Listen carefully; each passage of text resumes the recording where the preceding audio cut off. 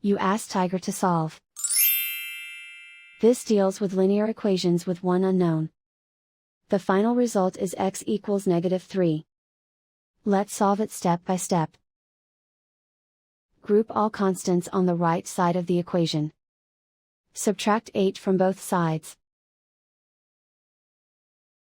Group like terms.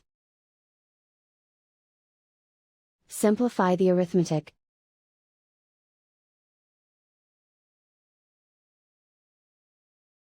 Isolate the x. Multiply both sides by -1.